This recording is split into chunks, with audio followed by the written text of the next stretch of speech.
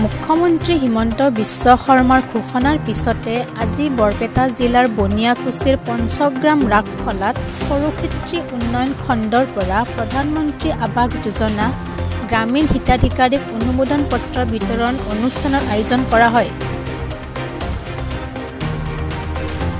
লগতে প্ৰপত্ৰ বিতৰণ অনুষ্ঠানত মুখ্যমন্ত্ৰী আৱাস যোজনাৰ প্ৰপত্ৰ হিতাধিকাৰীসকলৰ মাজত বিতৰণ কৰে। উক্ত অনুষ্ঠানত মুখ্যমন্ত্ৰী হিমন্ত বিশ্ব শৰ্মাৰ ভাষণ লাইভ যোগে হিতাধিকাৰীক আগবঢ়োৱা হয়। আৰু আমি কি দিওঁ বিনামূলীয়া চাউল, বিনামূলীয়া ফল, 100 টকা দালি, চেনি, নিমখ। আৰু এতিয়া আমি কি ব্যৱস্থা কৰিছো, টকাত ঘৰ বনাব নোৱাৰি।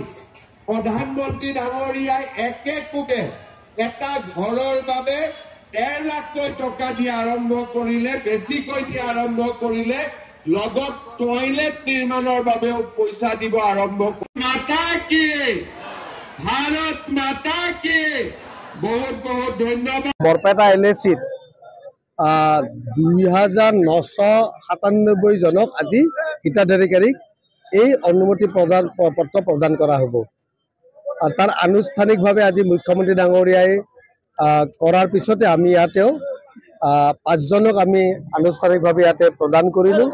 আৰু বাকীখিনি ষ্টল ৱাইজ এই মোৰ পিছত দেখি যি কাউণ্টাৰ লাগি আছে তেখেতসকলকে এই অৰুণোদয় পত্ৰ বিতৰণ কৰা হ'ব।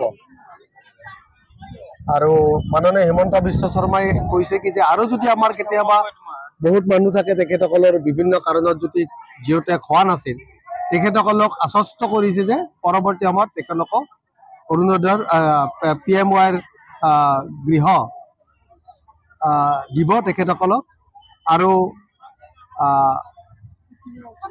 আমি আশা কৰোঁ এই যিখিনি দৰিদ্ৰ জনসাধাৰণে আজি প্ৰধানমন্ত্ৰী আৱাস যোজনাৰ ঘৰ পাইছে, আজি 3,24,034 জনক আজি এই ঘৰ দিছে।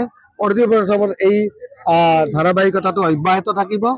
আৰু মাননীয় মুখ্যমন্ত্ৰীক ধন্যবাদ দিছোঁ যে মানুহখিনি যথেষ্ট সকাহ হৈছে। 30 লাখতকৈ অধিক মানে প্ৰধানমন্ত্ৰী আৱাস যোজনা দিয়া হ'ব। আৰু আমাৰ প্ৰতিটো যিবিলাক আমাৰ আঁচনি আছে অৰুণোদয়কে আদি কৰি সকলো ক্ষেত্ৰতে যাতে আমাৰ দৰিদ্ৰ জনসাধাৰণ যিবিলাক প্ৰাপ্য হিতাধিকাৰীসকল যাতে লাভান্বিত হয় তাকে আমি সকলোৱে কামনা কৰিছোঁ। আৰু আজি মাননীয় মুখ্যমন্ত্ৰীক ধন্যবাদ দিছোঁ। আৰু যাতে পৰৱৰ্তী সময়ত তেখেতসকলে আজিৰ নিচিনাকৈ আৱাস যোজনাৰ অনুমতি প্ৰদান পত্ৰ বিতৰণ কৰি সকাহ দিয়াৰ বাবে তেখেতক ধন্যবাদ জ্ঞাপন কৰিছোঁ।